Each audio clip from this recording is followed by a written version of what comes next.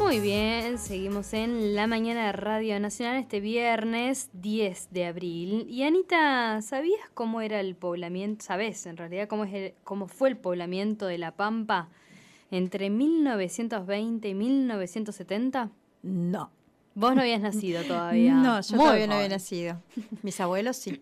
Bueno, capaz que alguien pueda saber algo más o menos porque lo puedo haber vivenciado, pero nosotras no, porque somos muy jóvenes y creo que el profe que vino tampoco. No, Pero claro. es muy estudioso. Es muy estudioso. Estamos con Alexis Arrese, él es profesor y licenciado en Historia y bueno, y nos va a contar su investigación doctoral que trabaja sobre estas décadas en La Pampa, sobre todo centrado en el oeste pampeano. ¿Es así, Alexis? Buen día. Bueno, buen día. Muchas gracias por la invitación en primer lugar, por este espacio que me brindan. Y efectivamente no nací en esa época, pero bueno, se trata de una investigación se relaciona con el poblamiento de La Pampa, pero sobre todo sobre una región en particular de La Pampa, entre los 20, los 70, pero más ligado a algo que hoy en día está muy en boga en el debate público, que es el rol del Estado en la gestión de los recursos naturales. Por ahí la gente se preguntará qué tendrá que ver poblamiento con gestión de recursos naturales. Sí. Bueno, está íntimamente relacionado, sobre todo si nos centramos en nuestra provincia, en nuestra propia experiencia histórica. ¿Y por qué esas décadas? 1920, sobre todo la que más me interesa, ¿Qué ocurrió? 1970. ¿Qué no ocurrió? Ajá. Podríamos preguntarnos. Efectivamente, si nos centramos en el caso de La Pampa, nosotros atravesamos por distintos hitos históricos, sobre todo si pensamos en el tema poblamiento y en los recursos naturales, específicamente en la cuestión de la tierra, en el acceso a la tierra. Algo que se nos puede venir a la mente, ya que toda pampeana y pampeano se nos viene a la mente, es la cuestión del atuel.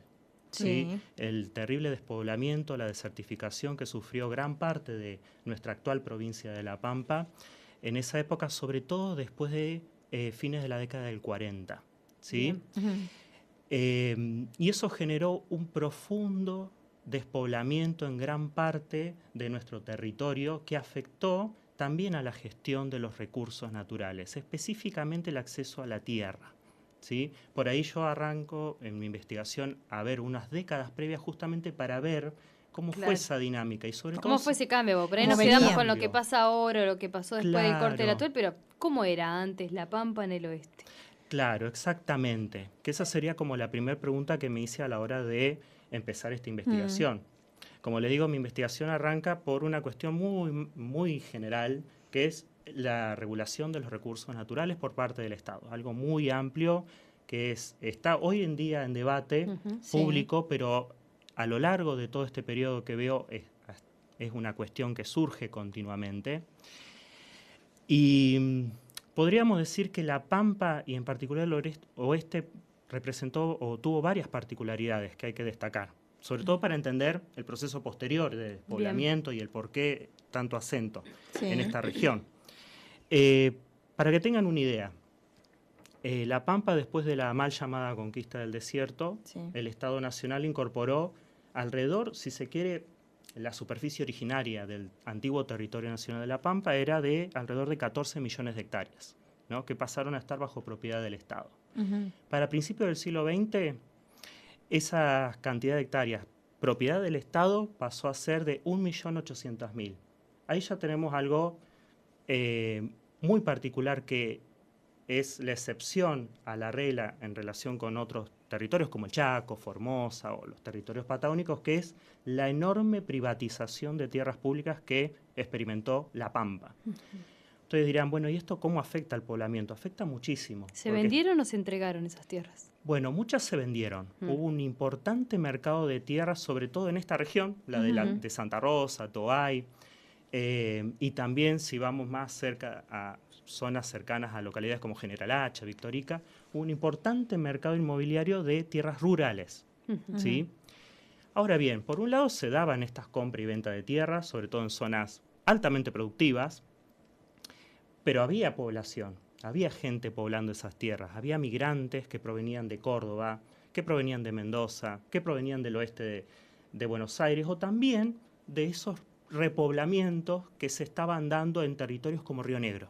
¿sí? Por ahí las personas que nos escuchan, que son de Puelche, de La Reforma, de Santa Isabel, sabe perfectamente los vínculos que tienen esas zonas con estas regiones, sobre todo con Mendoza, con Río Negro. ¿Sí? Ahora bien, esto impactó decididamente en cómo se pensó la administración de la tierra pública en La Pampa, en este periodo en particular, sobre todo lo que llamamos los remanentes, esas 1.800.000 hectáreas que después fueron menos, y sobre todo porque se tratan de tierras que económicamente eran consideradas marginales. Okay. ¿Dónde se ubicaban no en su las pudieron mayoría? vender, digamos. No, porque no eran atractivas en términos económicos y dentro del mercado exacto. Tiene que ver con dónde se ubicaban, que era en el oeste pampeano. Claro. Justamente toda la zona donde es el área de influencia del río Atuel, Chadileubú, toda esa zona que después va a estar impactada directamente por la crisis socioambiental de mediados del siglo XX, es donde se concentraba gran parte de las tierras fiscales que quedaron, los remanentes. Sí. Y fue todo un tema a la hora de pensar en la administración de esas tierras, sobre todo porque se trataba de una administración hasta los 50 de tipo nacional. Las políticas, las leyes que se aplicaban eran nacionales. Una de las primeras, si se quiere, cuestionamientos que surgieron, me refiero década del 20 sobre todo, ahí cuando arranco mi investigación de lleno, es, bueno, ¿por qué estas leyes se tendrían que aplicar de manera igual en el oeste pampeano que en Chubut, que en Santa Cruz? Si el territorio es distinto.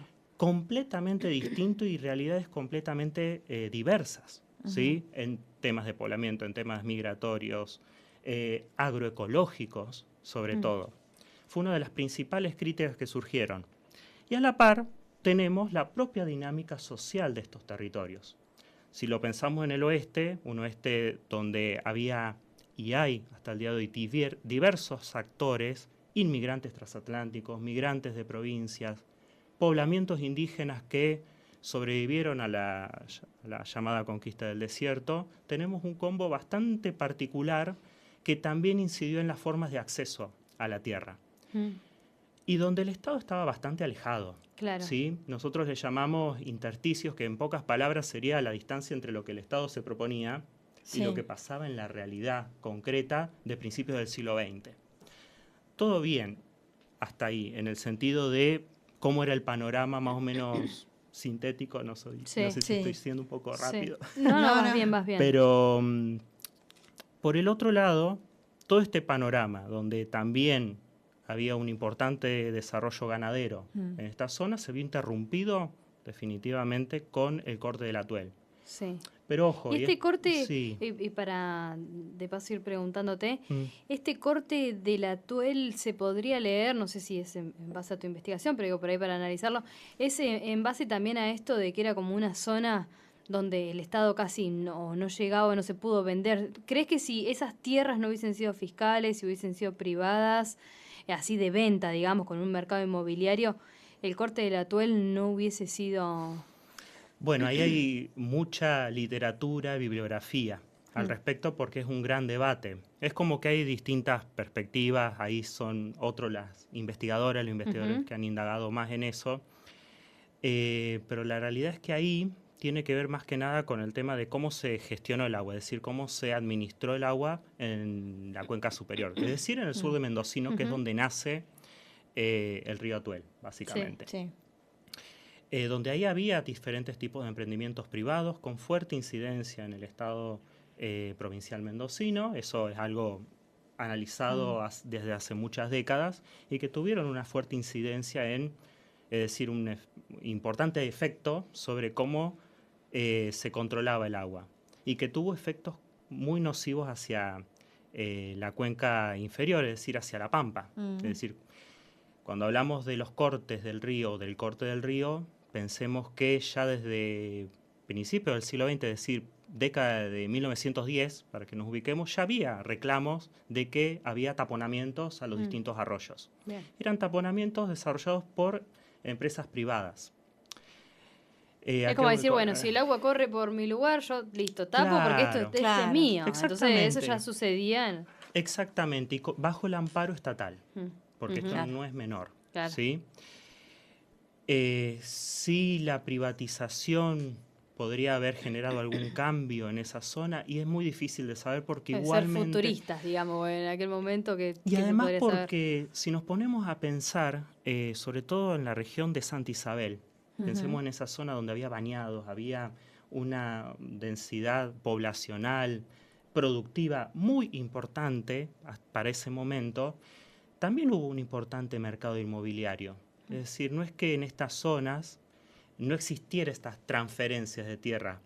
Hay que preguntarse si estaban amparadas por el Estado o no. Claro. ¿No? Ahí entramos en otro tipo de indagaciones, Y pero eso no necesariamente nos permitiría pensar como un factor de que si hubiera podido incidir o no, porque, bueno, si se quiere, las dinámicas productivas o la producción de Mendoza, vitivinícola, resultaba ser una de las más importantes en ese ¿Y momento. qué políticas ambientales tenía en aquel momento el Estado Nacional? Porque decís que, bueno, por eso no había nada, digamos, porque también Nada. podría haber sido otra de las cuestiones por las cuales se hubiese evitado o no, o esto lo amparaba que haya un corte. Digo, ¿el Claro. Estado qué tendría en alguna otra provincia o en algún lugar algo diciendo, no, tenemos que cuidar el agua, tenemos que usarlo No, para producir tal cosa? sí empezaban a aparecer voces de técnicos, de voces contemporáneas que no necesariamente estaban ligadas al Estado, que planteaban la importancia de, bueno, prestar atención a cuestiones ecológicas. ¿Pero en qué sentido? No por ahí en el sentido que hoy en día podríamos pensar, por ejemplo, cuando se debate el tema de la ley de glaciares, que es algo nefasto lo que acaba de pasar. Ellos lo pensaban en esa época como en términos productivos. Bueno, garantizar el ambiente, pero para una producción más racional, ¿sí? Iba más por ese lado, no necesariamente por una cuestión de protección del medio ambiente o de normativas que protegiesen al ambiente. No pensemos que el Estado, es decir, esos técnicos que hablaban en esos términos o esas voces de esa época, eso se trasladaba al Estado. No había una política ambiental. Sí había iniciativas concretas, sobre todo en la década del 30, con el avance de una crisis agroecológica profunda en toda esta región de la Argentina, de erosión, recurrentes sequías, donde sí se empezó a prestar más atención a, por ejemplo, la conservación de los suelos, evitar la erosión, qué técnicas o qué prácticas productivas se podrían aplicar para Mejorar o frenar, digamos, el impacto. exactamente, frenar, evitar que avance el desierto, era lo que se decía en esa época. Si pensamos en el oeste o en otras regiones, algo que se acercó bastante a pensar las distintas realidades agroecológicas, es decir, ambientales de las regiones, fue empezar, sobre todo más en la década del 40, con normativas donde estableciesen las unidades económicas básicas. Es decir, cuántas hectáreas necesita una explotación ganadera, por ejemplo, para que sea sustentable, de acuerdo a las características de esa zona. Por ejemplo, en el oeste se tenía previsto, o no, se proyectaba, mejor dicho técnicamente, al principio 2.500 hectáreas, como mínimo que necesitaría una explotación para que sea sustentable. Es decir, para que... De ganadería estamos hablando. De ganadería, sí. Exactamente. Hoy en día son 5.000. Claro. Sí, cambiaron los cálculos y eso puede ser por distintos factores, sobre todo técnicos, agroecológicos, ¿sí? Pero eso sería en temas de tierra lo más cercano, ¿sí? Y es ahí, recién en los 50, 60, cuando empiezan a aparecer más preocupación por una cuestión más ambiental, ecológica, ligada a la conservación de suelos, ¿sí? Que al respecto hay varias investigaciones. Cuando ya empieza a afectar, por ejemplo, acá en la provincia, bueno, la falta del atuel, digamos, ahí se podría decir. Exactamente, exactamente. Ya en porque por ahí antes había como más decir, bueno, ya va a volver, no va a volver, no sé cómo habrá sido en aquel momento, ¿no? Pero decir, bueno, lo cortaron, pero bueno, por ahí no, baja el caudal. ¿Hasta dónde sabía también la población sobre lo que estaba ocurriendo?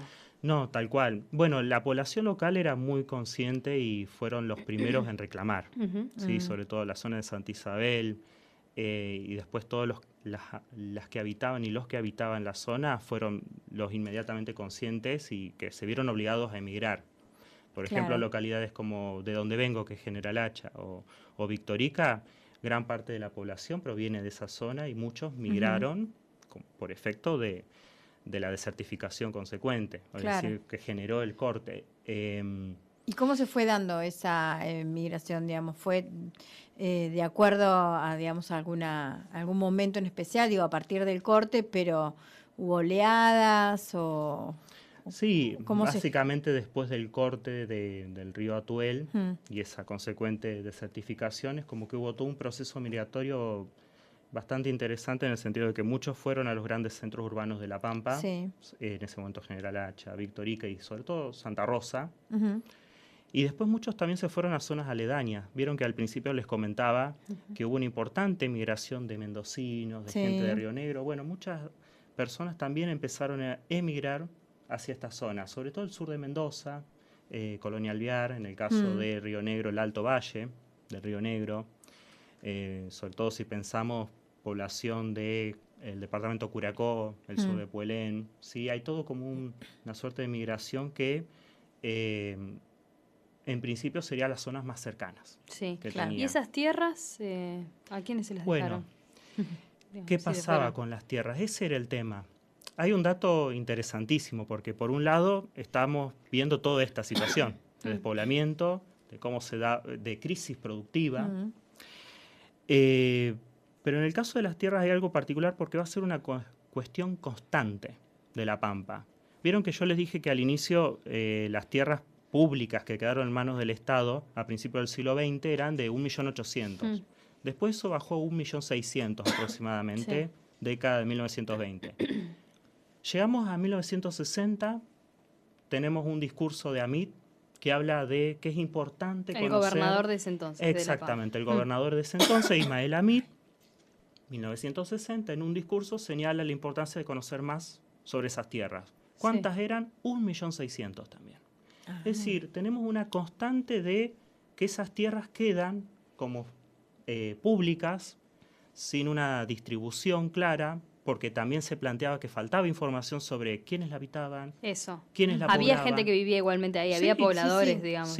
Había gente puesteros. Exactamente, gente que seguía viviendo, gente que seguía produciendo. ¿Y para quién eran tierras fiscales entonces o no? Porque por ahí la gente ya vivía ahí antes y no sé, te pregunto, digo, ¿eran tierras fiscales declaradas solamente por el Estado o la gente ya vivía desde antes? Exactamente. Ahí? Bueno, ahí tenemos miles de casos, literal.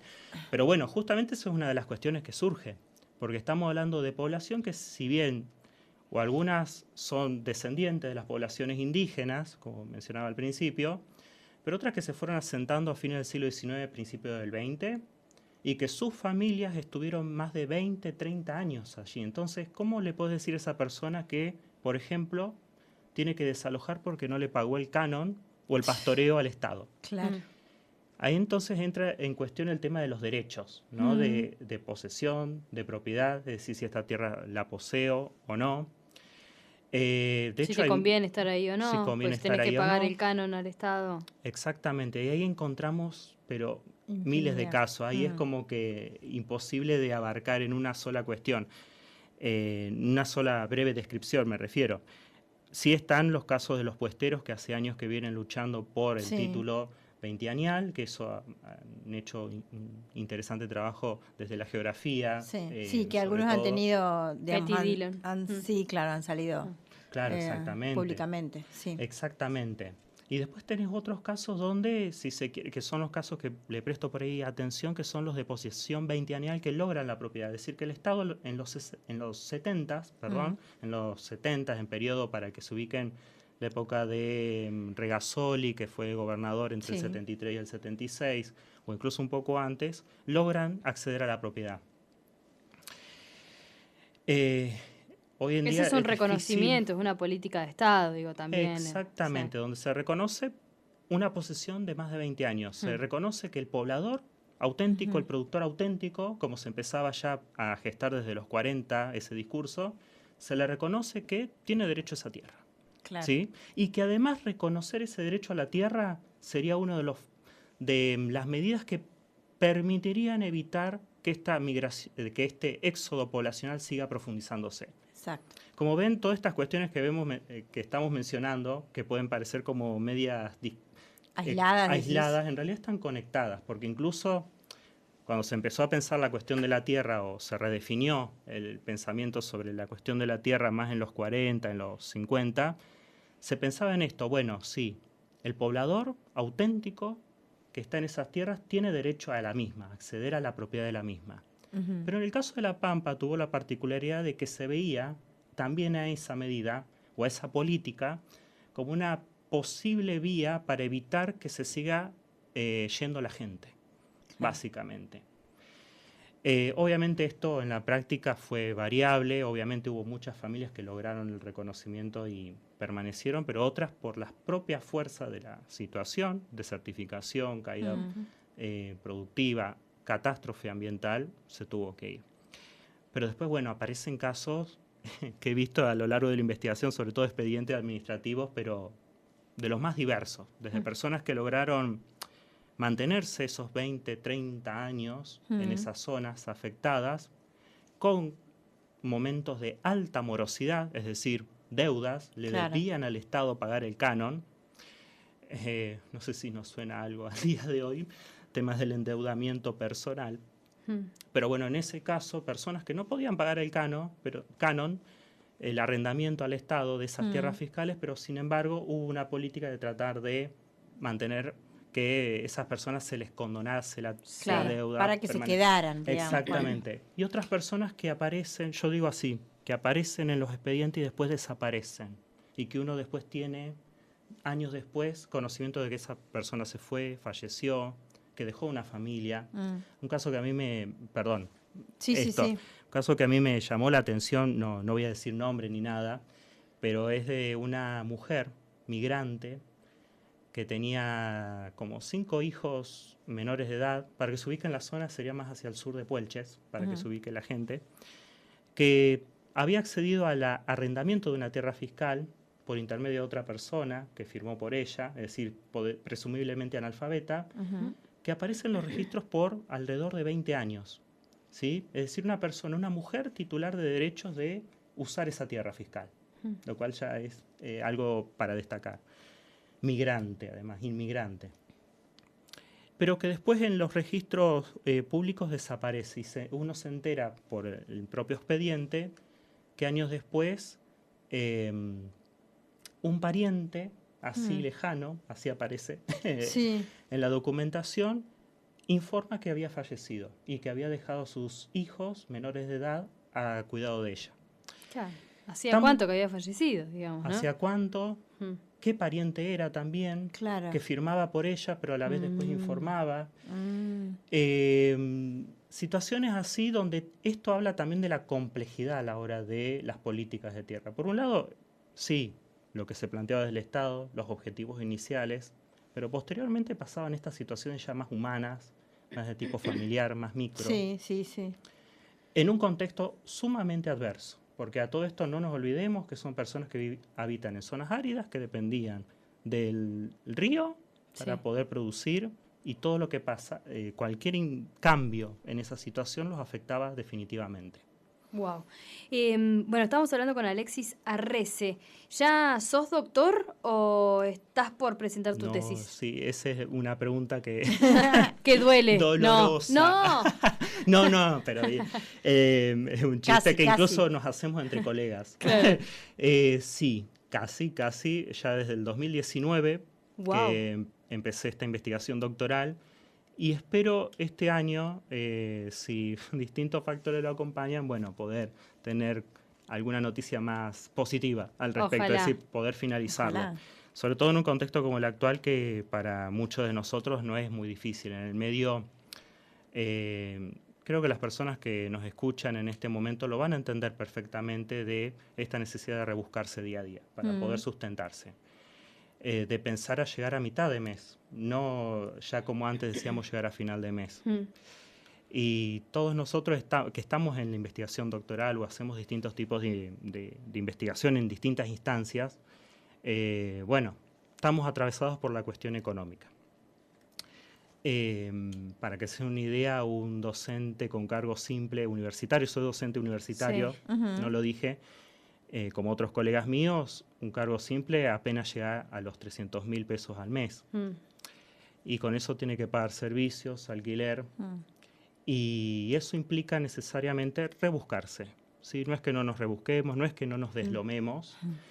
Pero y todas estas investigaciones tienen que quedar a un lado un tiempo para que ustedes exactamente, y eso genera que en muchos de nosotros se tiendan a estirar los plazos. Claro.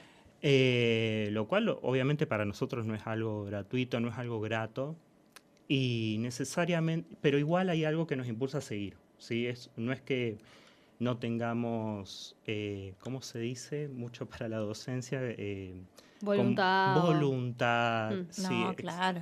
Exactamente. Lo que pasa es que la realidad económica nos impulsa, nos lleva a rebuscarnos. Claro. A sobrevivir. A sobrevivir como podamos y, bueno, en un contexto sumamente difícil, marcado por el desfinanciamiento de la universidad, de la ciencia pública. De hecho, nomás, ya la semana que viene empezamos una tercera jornada de paro nacional en las universidades públicas. Otro tanto con el tema del CONICET, que fue durante muchos años mi principal sostén. Tuve una beca doctoral. Sistemas y ámbitos que están siendo lamentablemente atacados y desfinanciados. Y eso lo que genera es que muchos de nosotros, cuando hablamos del tema de la duración de nuestras carreras, de nuestros doctorados, a veces nos pongamos a pensar y tener que decidir, bueno, ¿qué hacemos hoy? ¿Qué hacemos hoy? No tan siquiera este mes. ¿Qué hacemos hoy? ¿Seguimos? ¿Ponemos en pausa la investigación? ¿Nos buscamos otro laburo? ¿Nos vamos de la universidad para poder tener, aunque sea un poquito más de dinero, para poder pagar la luz?